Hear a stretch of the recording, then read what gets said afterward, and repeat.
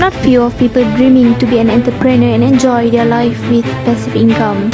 However, only few trust the process and able to cope.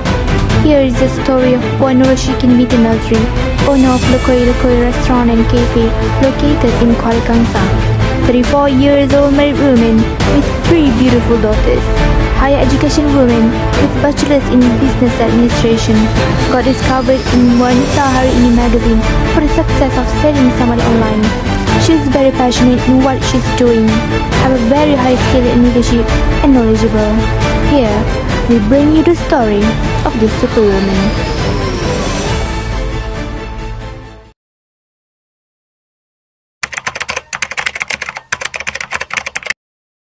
Mulanya sebagai sebab minat lah, sebab minat memasak daripada background family. Arwah mak, family yang lain pun memang banyak dalam bidang F&B. Memang daripada sebelum buat sambal tu ada dapat tender kantin sekolah di KL. Jadi sebelum-sebelum tu lagi memang fikir one day nak buat kedai. Berkahwin almost 10 tahun. Minat semua bidang ni daripada arwah mak saya sebab dia sendiri ada bisnes juga, ada bengkel kuih semua. Dan ayah saya pun berniaga juga di Kota Damansara, makanan juga. Anak 3 orang, 6 tahun, 3 tahun dan 1 tahun 3 bulan. Asrama di Pahang selama 5 tahun, tingkatan 1 sampai tingkatan 5. Lepas tu saya ambil foundation dekat Unita Kelana Jaya, dan terus sambung bachelor 3 tahun lah. And business admin. Masak je lah. Cuti pun masak.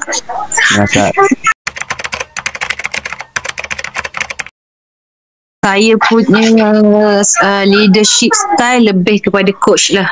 Saya juga turun padang sebab saya tukang masak, bukan jaga cashier.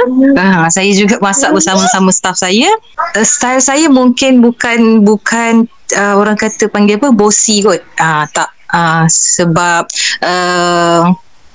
staff pun panggil saya panggilan akak je. Saya bekerja sambil belajar sebab ada family problem, jadi kos kehidupan saya dekat sana tu saya kena bekerja. Masa belajar tu biasalah sebab saya kerja macam F&B jugalah, secret recipe apa benda semua tu biasa je lah. Tapi cabaran dia bila saya berniaga sendiri masa tengah belajar kan. So saya ada buka stall, tapi stall saya kena curi. Saya kumpul duit kerja, buka stall kena curi. Macam tu lah. Lepas tu dah habis grade tu saya kerja office, dia construction company. Tapi Sabtu Ahad saya buat catering. Saya buat catering, masa tu saya ada kereta kelisa je. Jadi catering pakai naik kereta kelisa berulang alik kan. Kira macam kecil lah juga, sampai pernah seperiuk kari tumpah kat dalam kereta. Okay. Lepas tu saya berhenti kerja, beli food truck. Saya beli food truck. Cabaran dia, saya tak ada pekerja yang betul-betul lah nak buat food truck tu. Jadi saya lah pergi pasar 4 pagi, saya lah masak seorang. Jadi yang tolong bawa food truck tu, dia datang untuk bawa je untuk sampai letak di Subang Jaya, tapi saya lah masak. Lepas tu bila balik saya lah kena cuci sendiri. Saya sewa di Selayang masa tu. Okay, lepas pada tu pula produk kecantikan. Bila saya buat produk kecantikan tu, modal daripada kecil. Anak saya kalau kenal lah Safi Ilyas, kita orang buat berdua. Kak Safi Ilyas tu kita orang buat berdua. Kita orang buat daripada bawah lah. Daripada masa tu Safi Ilyas tak ada kereta langsung.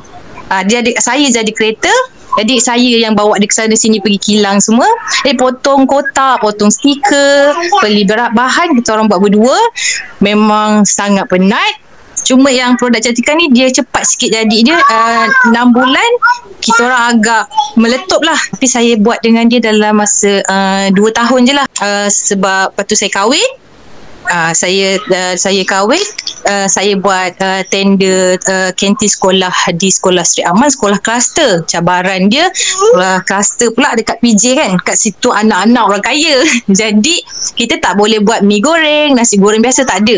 Kita kena buat macam restoran, spaghetti.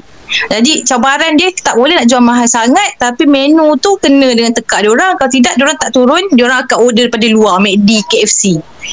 Dan saya ulang-alik e-post PJ setiap Isnin sampai Jumaat saya di PJ. Sabtu Ahad saya balik Ipoh lah dengan anak saya. Masa saya buat sambal tu masa saya buat kantin anak seorang. Jadi anak saya bawa ke kantin. Memang berdua je lah kan dia. Alhamdulillah lah yang sulung tu dia okey kan. Jadi saya pergi Tesco beli barang semua, memang bawa je lah dia. Bila anak kedua pula, masa buat sambal tu letak dekat atas, kakak dia lah tolong jaga. Jajak saya naik lah, jajak saya naik atas sebab masak kat bawah kan. Macam tu lah, jajak saya naik atas. Tapi masa tu dia dah sekolah tadika. Kalau lepas saya hantar anak yang first tu masuk sekolah tadika, saya bawa lah anak yang kedua ni pergi kilang botol, pergi pasar besar Ipoh untuk beli barang. So saya arrange lah tapi saya takkan terus masak sambal tu tengah hari sebab saya kena keluar ambil anak sekolah pukul 12. Jadi tak boleh, saya kena tunggu dia balik untuk dia jaga adik dia. Saya akan start petang sampai ke malam.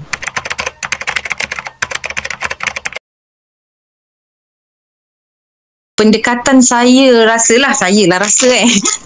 pendekatan saya dengan staff saya, salah satunya adalah selalu bagi motivasi. Lepas tu kena friendly, bagi mereka selesa dengan kita.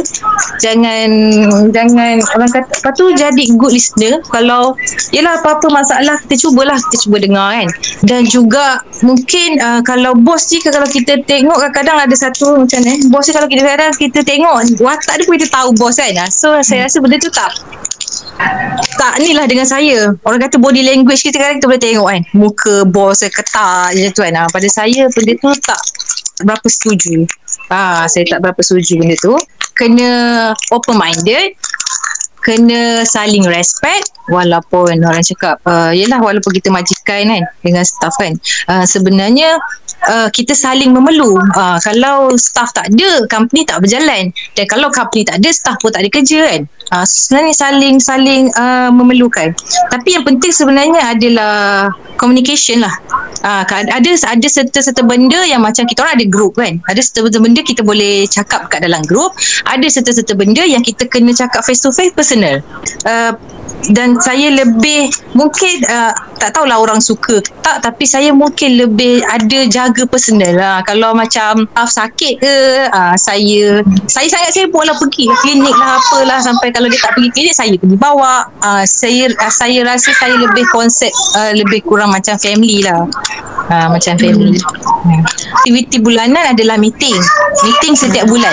Meeting setiap bulan untuk bagi motivasi dan untuk orang cakap perbetulkan servis kan, untuk bagi lagi bagus. Sebab ialah kita biasalah kadang-kadang kalau kita tak meeting, kita tak tegur, tak apa tu, nanti ni balik slow balik kan. Kalau aktiviti luar tu tahun lepas bawa pergi ke Penang, tahun ni hanya akan di hotel kat Taiping. Itu je lah kot, sebab baru setahun lebih. Kalau diorang masalah contoh macam tak tahu kan, yalah kalau diorang tanya tu saya akan ajarlah, kena ajarlah. Tapi communication saya dengan staff memang sangat biasa je lah. Memang tak memang macam kawan je lah. Pada saya pengurusan tu proses planning, membuat keputusan untuk mencapai apa kita punya goals, controlling kita punya finance. Tapi yang utama tu untuk bagi mencapai apa kita punya misi dan visi lah. Sebab management ni penting. Kalau kita tak tahu nak manage, banyak memang susah lah nak jadi. Itu memang apa-apa pun bukan bisnes je kan, life pun kita kena manage kan. menguruskan. Kadang kita kena, bila kita dekat dengan staff kita, kita boleh tahu tau. Macam kadang-kadang kita tahu yang macam ni dia macam mana. So kita tahu mana kurang dia, mana lebih dia. Okey, dia ni mungkin kita boleh letakkan untuk tugas ni, dia ni tak boleh. Dia ni jenis macam mana bila kita dekat kan, bila kita macam kawan tu, sebenarnya itulah yang bagusnya, kita boleh tahu apa kurang dia, apa lebih dia. Tapi kita ambil apa yang kurang dia tu, untuk orang cakap mungkin kita boleh improve kan lah. Macam contohlah macam ada seorang ni lah, seorang ni dia dah lama lah kerja. Kalau ikutkan masuk kerja dulu, dia memang pemalu, memang tak reti nak apa. Dia duduk servis tapi dia tak berapa reti customer service lah. Cuma apa yang saya perhati setelah setahun lebih tu, banyak improve lah. Sebab saya selalu pesan cakap terima kasih dekat customer. Jadi saya tahu sebenarnya dia bukan ego, tapi mungkin tak ada orang yang train sebelum ni kat tempat kerja lama dia, dan mungkin mungkin dia malu. Tapi benda tu kita mulakan dululah. Macam kita suruh dia kan, tolong ni kan. Lepas tu kalau dia balas, dia cakap okey tu, kita yang mulakan dulu. Okey, terima kasih cakap macam tu kan. So kita practice kan. Saya nampak itulah dia dah boleh berinteraksi dengan customer lebih bagus daripada awal-awal dia masuk.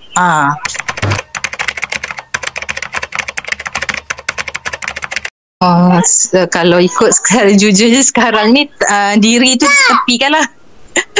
Dengan anaknya, dengan kedainya. Tapi itulah memang kena adjust lah masa tu kan. Macam kena ambil barang pukul berapa kan, kedai nanti nak buka. Lepas tu saya kan buat jadual lah. So saya kena tahulah jadual time busy ke, time tak busy ke kan. Jadi kalau time busy tu, saya tahu saya kena turun tolong. Saya akan pastikan lah anak-anak dah mandi ke, dah makan ke kan. So senang untuk tinggalkan lah kan. Dia orang kena pandai lah. Kena pandai balance lah. Untuk bisnes,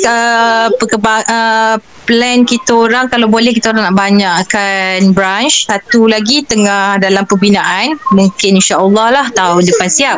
Lagi satu plan kita nak masuk dalam mall. Nak masuk dalam mall, cumanya tengah R&D satu resipi yang mudah untuk dijaga bila kita masuk dekat dalam mall tu. Macam sekarang ni kita macam agak campur sikit lah kan. Kita kena masakkan panas, campur semua macam tu kan. Tapi apa-apa pun nak kena lepas ni nak planning untuk yang lagi satu yang tengah buat ni. Sebab yang sekarang ni sewa, yang lagi satu ni tanah sendiri. Itulah planningnya, kalau boleh dapat 4 ke 5 branch ke, okey lah. Dan planning lagi satu untuk ada kilang memproses saya punya sambal. Sebab sambal saya masih lagi buat, walaupun slow lah sebab saya tak boleh fokus lagi. Tapi tengah nak naik balik, dan saya nak buat pemprosesan kilang yang orang kata boleh ada GMP, ada halal semua kan. So bukan dari orang kata kalau sekarang 3 sambal mungkin kita boleh buat 10 sambal. Dan ada mesin-mesin macam sekarang manual kan. So ada mesin-mesin lah, boleh nak manage semua. Ada manager, ada supervisor. So saya bolehlah fokus dekat anak-anak kan, dan sebab mereka makin membesar kan, dan bolehlah fokus kat diri sendiri. Macam tu lah, membesarkan lagi bisnes saya. Untuk saya sangat berharap macam sekarang kita agak terkesan untuk PKP kan. Saya sangat berharap habis PKP ni, kedai ni kembali ramai macam yang lama. So kita boleh hire balik, boleh hire lagi staff-staff baru. Dan saya dah planning dah, sebenarnya dah planning sebelum PKP lagi nak naikkan gaji. So saya sangat berharap benda tu. Saya nak naikkan gaji untuk yang dah lama-lama ni, basic dia kan. Tapi saya tak boleh sebabkan PKP ni. Sebab PKP ni kita orang mengalami kerugian. So kita bayar gaji pun pakai duit simpanan sendiri. Tapi demi untuk bertahan bagi staff ada gaji juga walaupun terpaksa dikurangkan. So kita kena bertahan lagi sekarang. Tapi mungkin kalau bulan 10 ni kata banyak dah boleh buka kan. So memang saya sangat itulah, sangat berharap boleh boleh naik semula lah sale lah, sebab boleh hire lagi ramai, boleh bina tim yang lagi besar, boleh bagi orang kata sampai satu tahap staff tu rasa sayang macam mana kedai sendiri. Dan saya ada plan yang saya nak buat, macam saya dulu pernah kerja di Secret Recipe, di mana kalau sebulan dia kata dia target, dia kata kena target sale 100,000 dan korang akan dapat 1% daripada tu kan. Tu memang antara plan saya. Maknanya staff saya tu dah seumpama business partner. Daripada sales contoh 100,000 boleh bagi 5% ke daripada staff kan. So dia akan automatically jadi staff tu sayang dengan company, staff tu bekerja seperti company sendiri lah.